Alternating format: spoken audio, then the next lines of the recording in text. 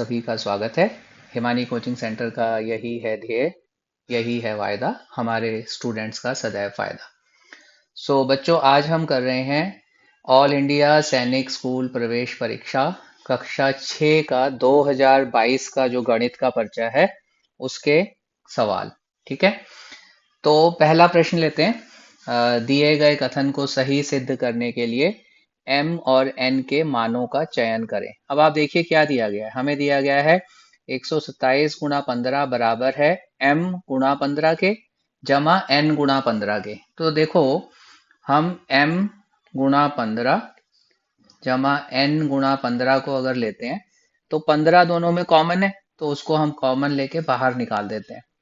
तो अब देखिए अंदर क्या रह जाएगा भाई, 15 तो चला गया, यहाँ रह जाएगा m और जमा, और यहाँ से भी सिर्फ n रह जाएगा। और इस तरफ में क्या है, 127 गुणा 15।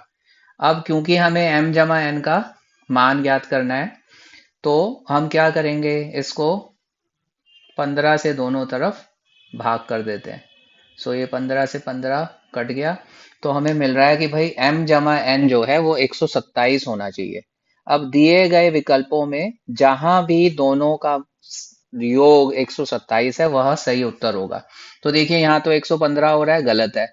यहाँ 135 हो रहा है, गलत है। यहाँ तो 100 भी नहीं हो रहा, गलत है। तो विकल्प जो डी है वह इसका सही उत्तर है। ठीक है बच्चों, बढ़ते हैं अगले प्रश्न की ओर। यहाँ हमें एक संख्या दी गई है,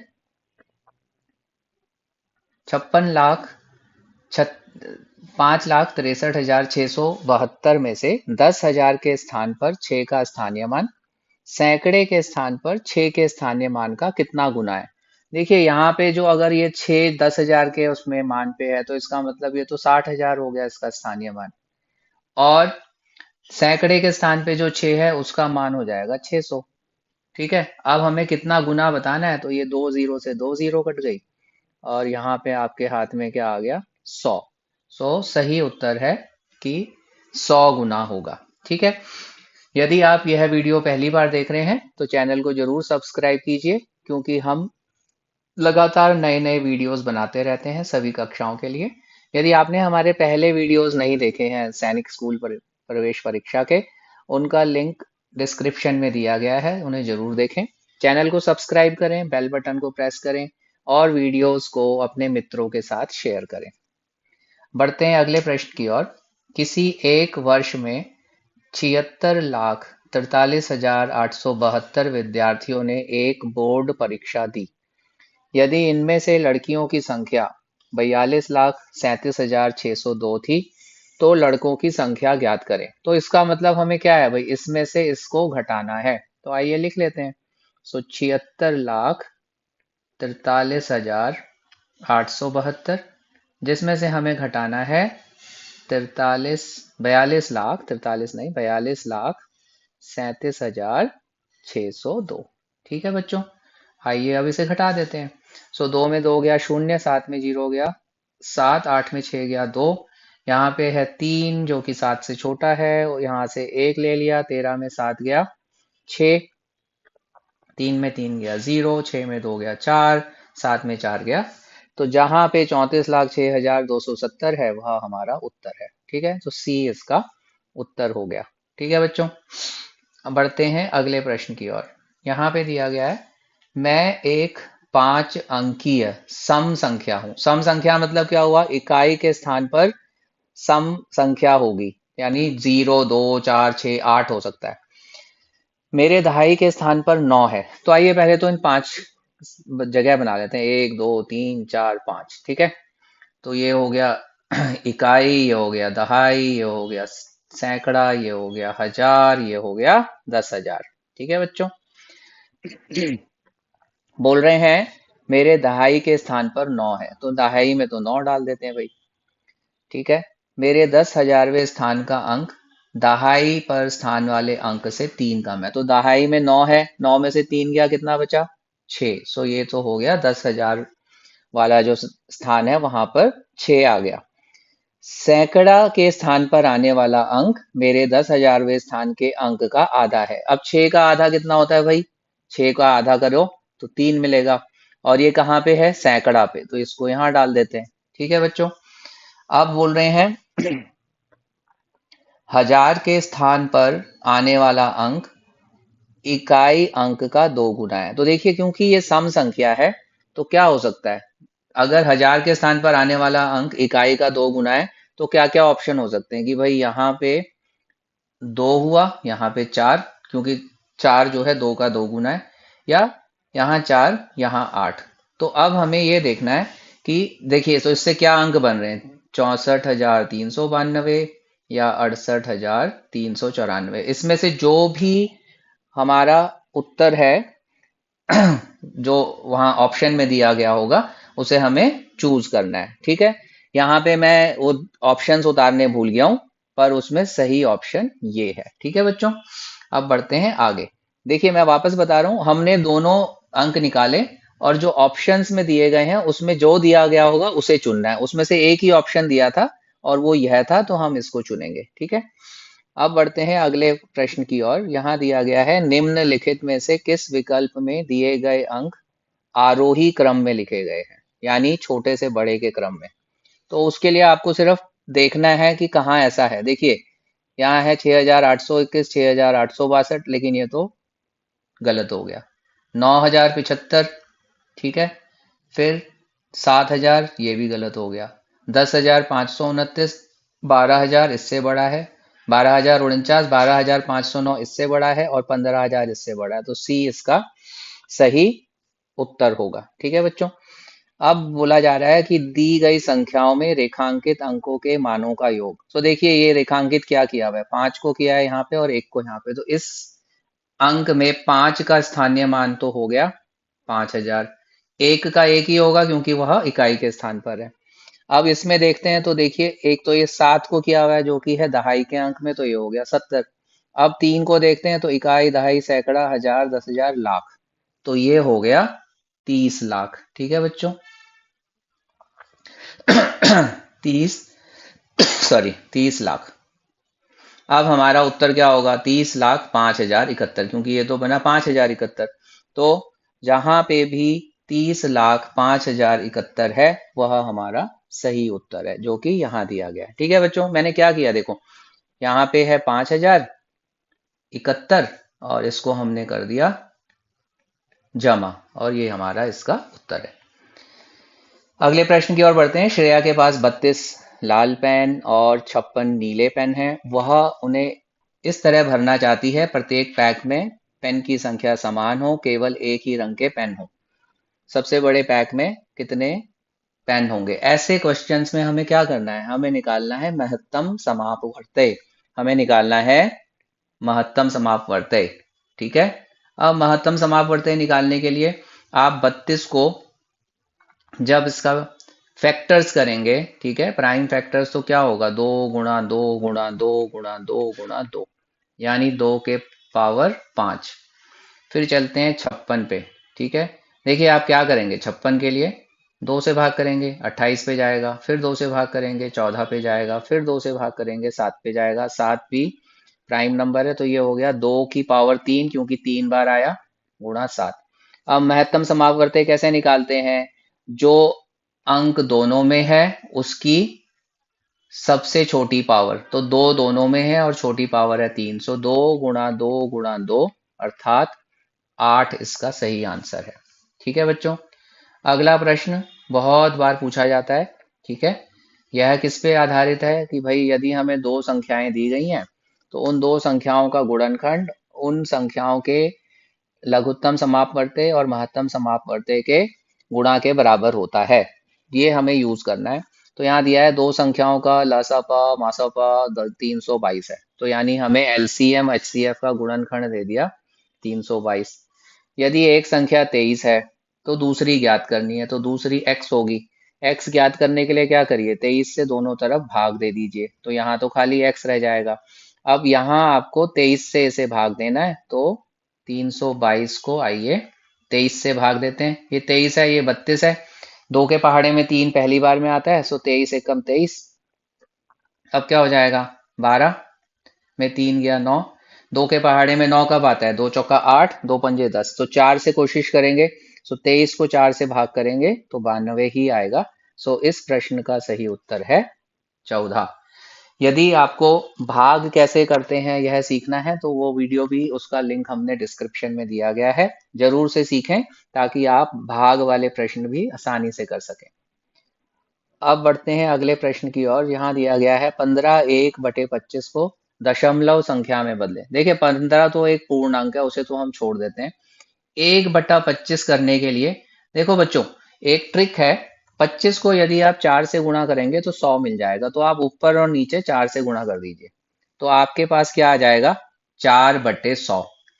अब जब हमें 100 से भाग करना है किसी भी अंक को, क्योंकि 100 में 2 जीरो हैं, तो उत्तर में दशमलव के बाद 2 संख्याएं होंगे, 2 अंक होंगे। तो हम क्या करेंगे, 4 लिखा और हमें तो चाहिए 2, तो इसके आगे एक जीरो लगा दिया। तो इसका मतलब 1/25 होता है 0.04 के, और 15 साथ में था तो 15.04 इसका उत्तर होगा। ठीक है बच्चों, यह एक बहुत ही अच्छी ट्रिक है जो आप यूज कर सकते हैं। जैसे सपोज करिए मैं आपको बोलूं भाई 3/25 निकालो, तो आप 4 से दोनों को गुणा करो, तो ये हो जाएगा 12/100।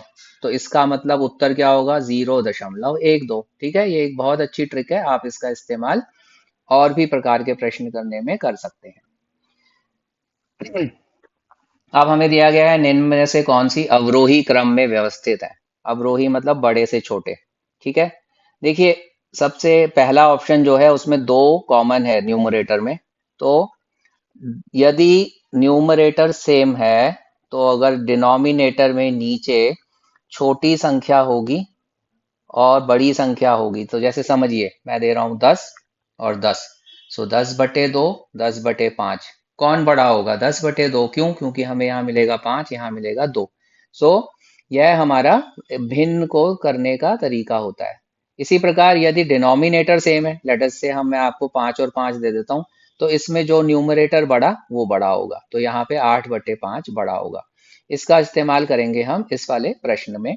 हमें निकालना है बड़े से छोटा। ठीक है, तो देखिए यहाँ तो ये 5 है, 7 है, 13 हो गया, तो ये तो गलत हो गया। ठीक है, अब हमें जाना है अगले में 6/11, 14/11, 10/11। सो इसमें देखिए सबसे बड़ी संख्या तो 14 होती, इन्होंने उसको कहीं और लिखा है, ये भी गलत हो गया। अब चलते हैं ऑप्शन सी की ओर। 7 सब जगह है, फिर सबसे पहले है 6, फिर 7/8, 7/12, 7/15, 7/18। तो यह सही ऑप्शन है। क्यों, क्योंकि 7/6 इन सब में बड़ा है, उसके बाद 7/8, फिर 7/12, फिर 7/15 और 7/18। ठीक है, अब हमसे पूछा गया है निम्न में से कौन सा विकल्प गलत है। देखिए 2/5 को लिखा है 0.04, 0.4। आप 5 को 0.4 से गुणा करेंगे 2 ही आएगा, तो इसका मतलब यह तो सही है। अब देखिए 1.147 बड़ा है 1.039 से, ये भी सही है। ठीक है, सो जो हमें निकालना है कौन सा ऑप्शन गलत है, हमें वो चूज करना है। तो अब देखिए यहाँ दिया गया है 5.862, 5.9 से छोटा है, बिल्कुल सही बात है। डी में बढ़ते हैं, यहाँ लिखा है 3.21, 3.222 से बड़ा है। हमें क्या निकालना है, गलत ऑप्शन, तो ये ही गलत है। ठीक है, अब बढ़ते हैं हम अगले प्रश्न की ओर, जिसमें दिया गया है कि हमारे को भिन्न 3/7 को निरूपित करने के लिए दी गई आकृति में कितने भागों को छायांकित करना होगा। तो सबसे पहले तो भाग गिन लेते हैं कितने हैं भाई, 1 2 3 4 5 6 7 8 9 10 11 12 13 14। तो 14 का हमें निकालना है 3/7, क्योंकि हमें उतनों को छायांकित करना है। 7 एकम 7, 7 दूनी 14, सो 6 भाग को छायांकित करना होगा। डी इसका सही उत्तर है। अब बढ़ते हैं अगले प्रश्न की ओर। निम्नलिखित में सबसे बड़े भिन्न की पहचान करें। देखिए न्यूमरेटर में सब जगह 2 है, सो जो डिनोमिनेटर में सबसे छोटी संख्या है वह ही सबसे बड़ा भिन्न होगा। तो यहाँ पे वह संख्या है 2/3, सो डी इसका सही उत्तर है। ठीक है, अब बढ़ते हैं अगले प्रश्न में। निम्नलिखित में कौन सा विकल्प 5/7 का समतुल्य भिन्न नहीं है। आप इसमें किसी एक को पकड़ लो, जैसे यहाँ 5 को पकड़ा और इधर देखा 15, 5 तियां 15 तो 7 तियां 21, तो ये सही है। सो हमें निकालना है कि कौन सा भिन्न सही इसमें से नहीं है। अब देखिए ऑप्शन बी की ओर बढ़ते हैं। 45 बनाने के लिए 5 को करा कितने से गुणा, 9 से। सो 5 निम्मा हुआ 45, सो 7 निम्मा तो 63 होना चाहिए, इन्होंने दिया है 56। इसका मतलब यह सही उत्तर है। अगला प्रश्न, यदि 70 में से 35 व्यक्तियों को मधुमेह है तो कौन सी आकृति मधुमेह वालों व्यक्तियों को निरूपित करेगी? यानी एक वृत्त का आधा, भाई 70 का 35 कितना होता है, आधा, ठीक है ना। 70 को अगर मैं 1/2 कर दूंगा तो मुझे मिलेगा 35, तो एक वृत्त का आधा चाहिए, जो कि ऑप्शन ए है। ठीक है बच्चों, बढ़ते हैं अगले प्रश्न की ओर। दिया गया है, छायांकित खंडों का योग किस भिन्न का प्रतिनिधित्व करता है? तो पहले तो हमें ये निकालना है कि भाई टोटल कितने हैं इसमें, 1 2 3 4 5 6 7 8 9 10 11 12, दोनों में 12 भाग हैं। अब इसमें ये गिनते हैं कि इसमें कितने छायांकित हैं, 1 2 3 4 5 6 7 8, यानी यह तो बन गया भाई 8/12। यहाँ कितने छायांकित हैं, 1 2 3 4 5, तो यह बन गया 5/12। तो 8 जमा 5 हुआ 13/12। 13/12 मतलब 13 को यदि आप 12 से भाग देंगे, 12 एक कम 12, 3 में से 2 गया 1, सो 1/12 इसका सही उत्तर है। आप पढ़ते हैं अगले प्रश्न की ओर। एक विक्रेता ने 4,570 प्रत्येक के दाम पे 50 मेजें खरीदी। 9 मेजें परिवहन में क्षतिग्रस्त हो गई। उसने शेष मेजों को 5,000 प्रत्येक के दाम से बेचा। इस स्थिति के लिए सबसे उपयुक्त कथन का चयन करें, और हमें दिए गए हैं भाई ए बी सी डी, कौन सा ऑप्शन सही है।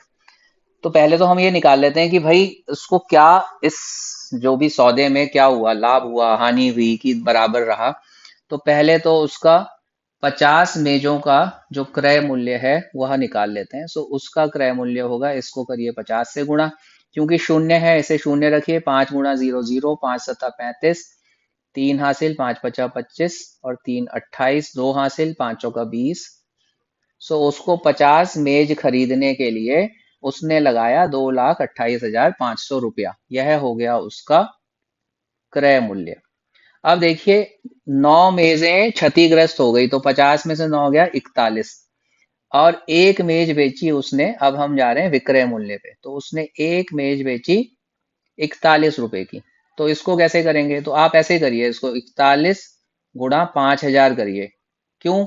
क्योंकि देखिए यहाँ 1000 है ना, ये तो 3 जीरो एक साथ लिख दीजिए, कोई और दिक्कत नहीं है। अब 5 एकम 5, 5 चौका 20, तो आया 2,05,000 रुपए का विक्रय मूल्य। तो अब आप देखिए इस सौदे में तो उसे नुकसान हुआ। क्यों? भाई बेचा उसने, खरीदा उसने 2,28,500, इतना पैसा लगाया, जबकि बेचने के बाद मिले 2,05,000, यानी विक्रय मूल्य क्रय मूल्य से कम है। तो अब उसे कितना नुकसान हुआ, तो आइए वह निकाल लेते हैं। सो 2,28,500 में से हमें विक्रय मूल्य घटाना है। मैं उसको यहाँ लिख देता हूँ भाई, 2,05,000 रुपए का घटा कर देते हैं।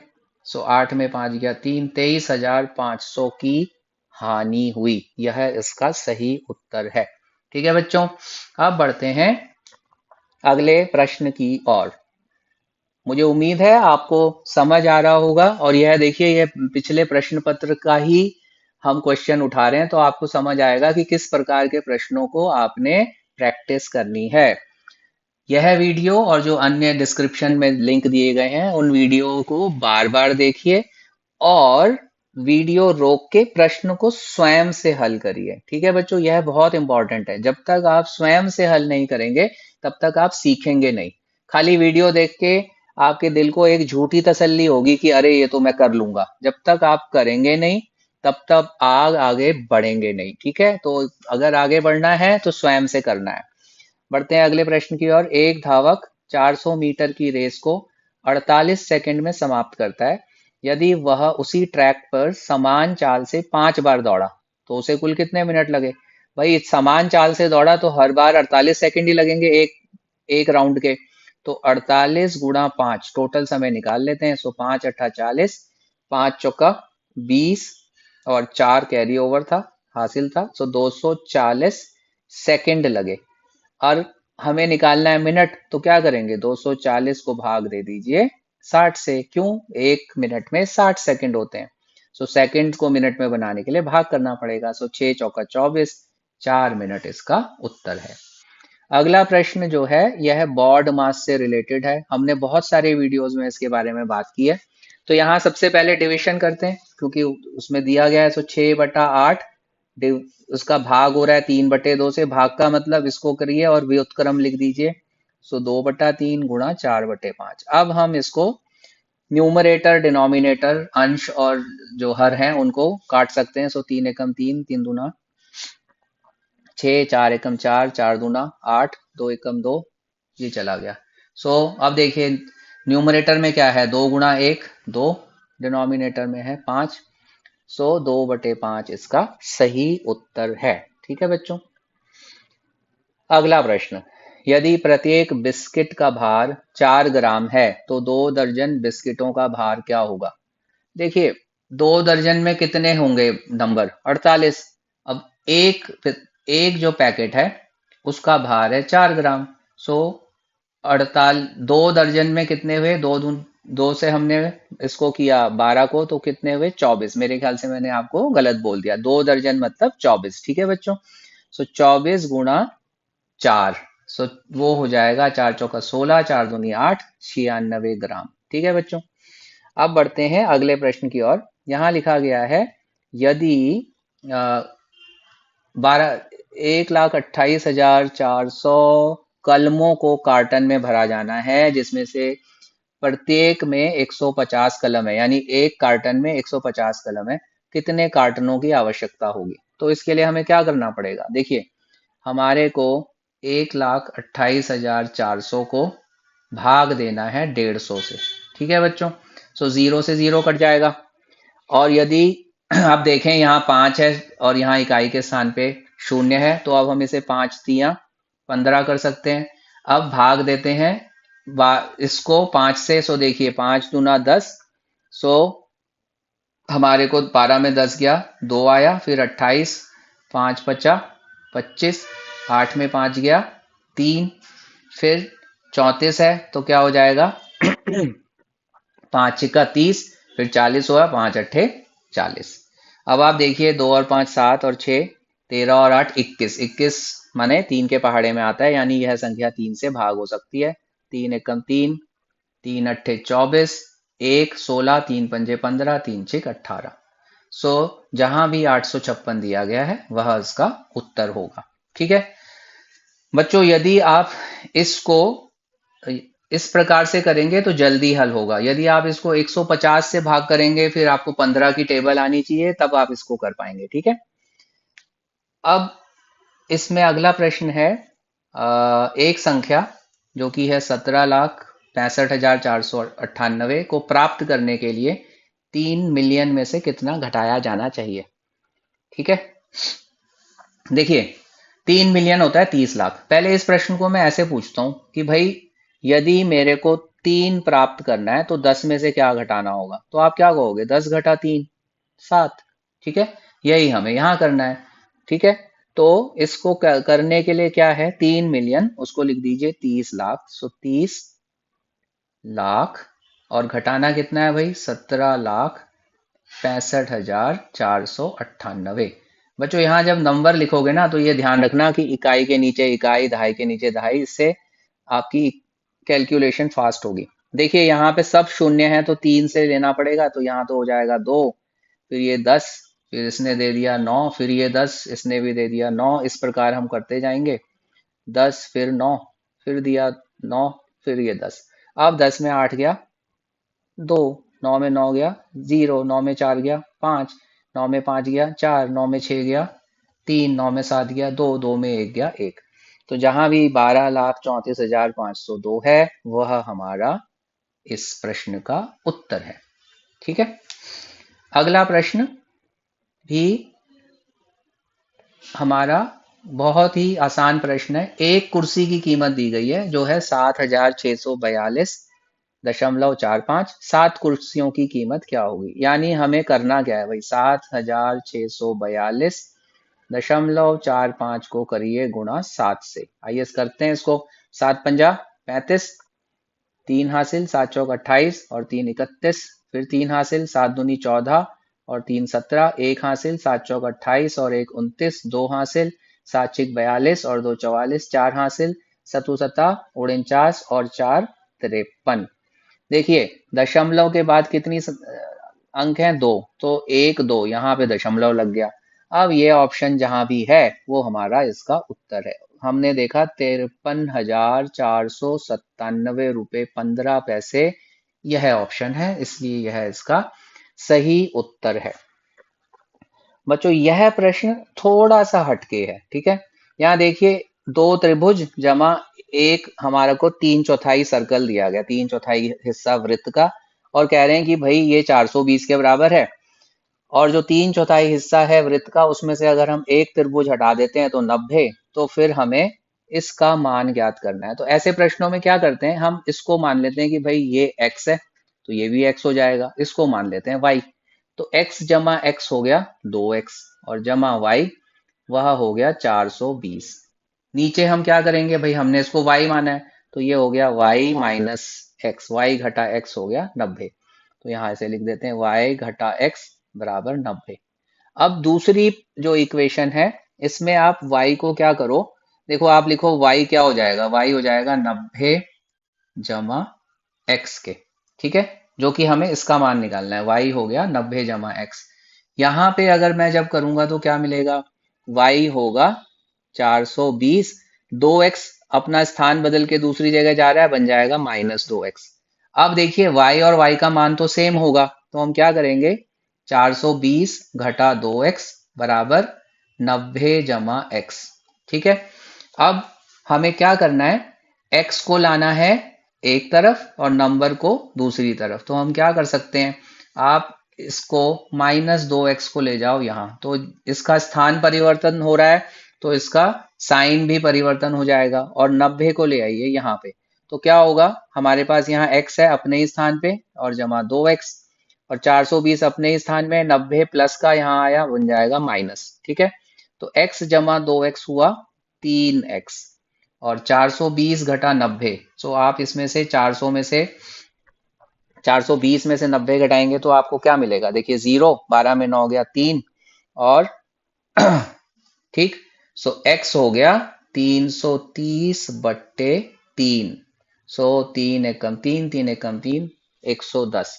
पर प्रश्न क्या है, हमें निकालना है इसका मान, और वो किसके बराबर है, वो है 90 जमा x के। सो ये हुआ 90 जमा 110, जो कि बना 200, ठीक है। बच्चों यह प्रश्न आप लोगों के लिए थोड़ा सा हटके होगा, वीडियो को दोबारा देखें, इसे समझने की कोशिश करें, ठीक है, और फिर उसके बाद स्वयं से करें। बढ़ते हैं अगले प्रश्न की ओर। यहाँ दिया गया है, आकृति के छायांकित भाग का क्षेत्रफल ज्ञात करें। तो देखो एक हमें बहुत बड़ा आयत दिया गया है 25 सेंटीमीटर और 9 सेंटीमीटर का। अंदर में एक आयत है 4 सेंटीमीटर 7/7 सेंटीमीटर, और एक वर्ग है 6 सेंटीमीटर, बाकी का भाग है छायांकित।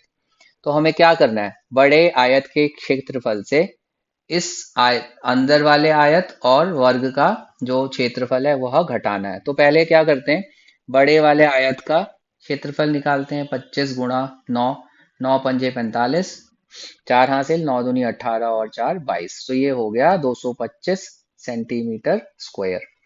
अब देखते हैं इसको, ठीक है, यह है 4 गुणा 7 28, और ये स्क्वायर है 6 गुणा 6 36। सो 28 और 36 क्या होगा, देखिए इसको ऐसे ऐड कर लीजिए, 8 में 8 और 6 14, 1 हासिल, 2 और 1 3 और 3 6।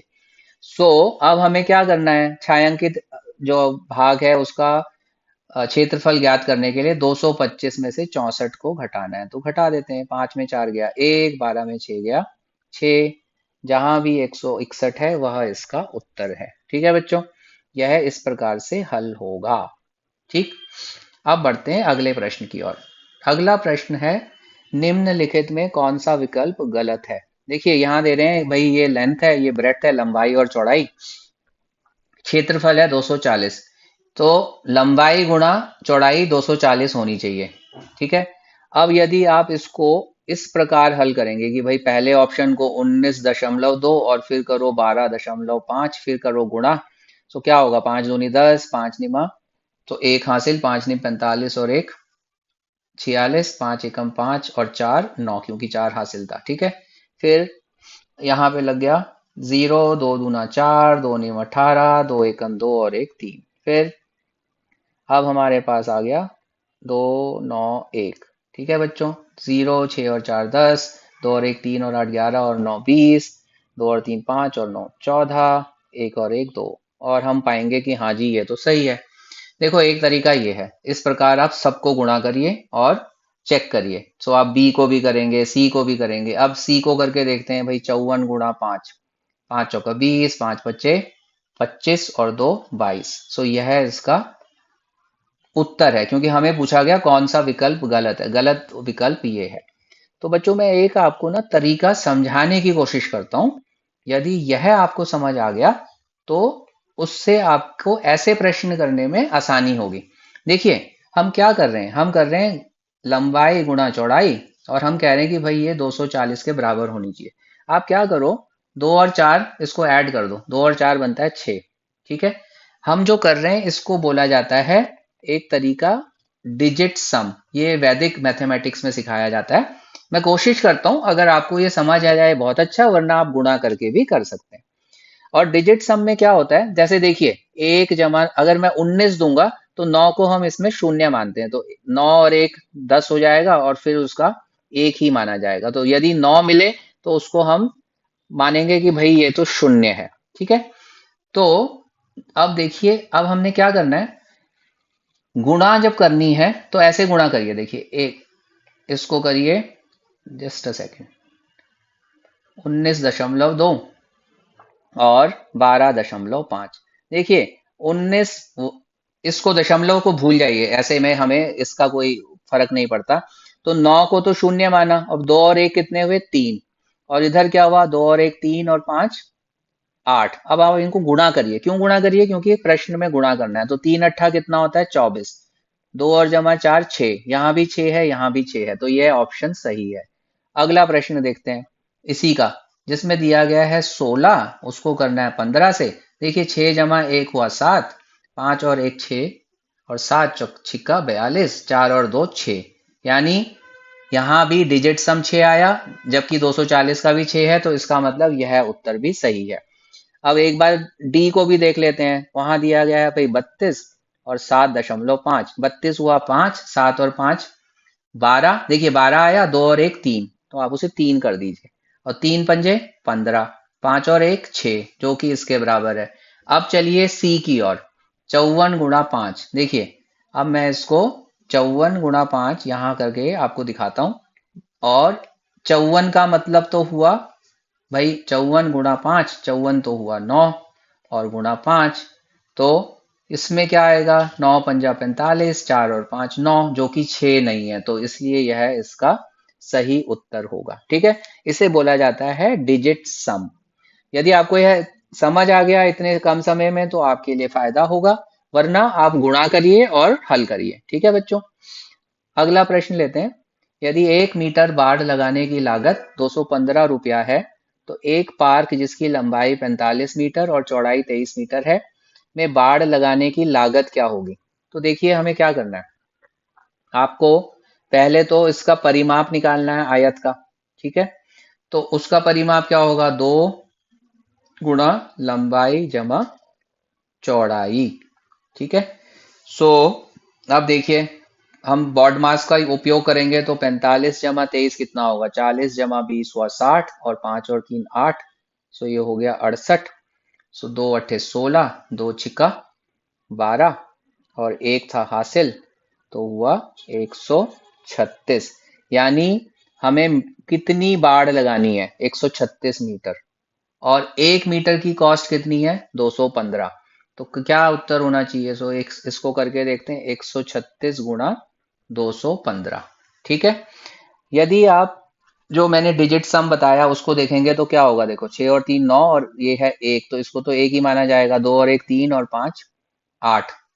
तो यह आ रहा है वही 8 के बराबर। यहाँ पे कौन से ऑप्शन से 8 आएगा? देखिए, इसको 9 को तो हटा दो, 4 और 2 6 और 2 8।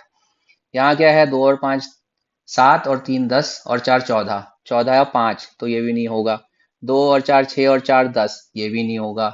2 और 5 7 और 4 11, ये तो आपको देखिए उत्तर डिजिट सम से सीधा मिल गया कि ए इसका उत्तर है। ठीक है बच्चों, ये डिजिट सम का फायदा होता है।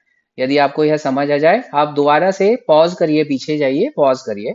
पर मैं फिर भी, क्योंकि हमें 136 और 215 की गुणा करनी है, तो जो नॉर्मल तरीका आप लोग करते हो उससे भी कर लेते हैं। ठीक है बच्चों। सो 6 पंजा 30, 3 हासिल, 6 एकम 6 और 3 9, 6 दूना 12। यहाँ आया शून्य क्योंकि हम जा रहे हैं दूसरे अंक की ओर। 3 पंजे 15, 1 हासिल, 3 एकम 3 और 1 4 और 3 दूना 6। फिर 2 शून्य और फिर क्योंकि 1 से कर रहे हैं तो आइए देखें, 0 9 और 5 14, 1 हासिल, 2 और 1 3 और 4 7 और 5 12, 1 हासिल, 1 और 1 2 और 6 8 और 1 9, 29,240। देखो बच्चों, यही उत्तर आया। जब मैं डिजिट सम से किया तो ज्यादा फास्ट हुआ था ना। एक बार फिर से बता देता हूँ। देखो, डिजिट सम में क्या करना है, क्योंकि गुणा करके हमें आंसर निकालना है, तो आप देखिए 6 और 3 9 और 1, तो उसे एक ही माना जाएगा, क्योंकि 9 और 1 10 ही होता है। तो 10 का 1 जमा शून्य 1 ही हुआ। 2 और 1 3 और 5 8, और क्योंकि हम गुणा कर रहे हैं तो 1 गुणा 8 होता है 8। इस ऑप्शन में, इन ऑप्शंस में जहां भी संख्याओं का योग 8 है, वह सही उत्तर होगा। ये आप कहाँ यूज नहीं कर सकते? जहां देखिए एक से ज्यादा ऑप्शन हो, जहां पे दोनों, लेटर से कि ए में भी 8 आया, सी में भी 8 आया, फिर आप इसे नहीं यूज कर सकते, फिर आपको गुणा ही करनी पड़ेगी। ठीक है बच्चों। पर यह एक बहुत अच्छा तरीका है, कॉम्पिटिटिव एग्जाम्स में इसको करके आप समय बचा सकते हैं। अब देखिए एक क्वेश्चन है, तेल की एक टंकी में 60 लीटर तेल आ सकता है। दूसरी टंकी है जिसकी क्षमता इसकी 3 गुनी है।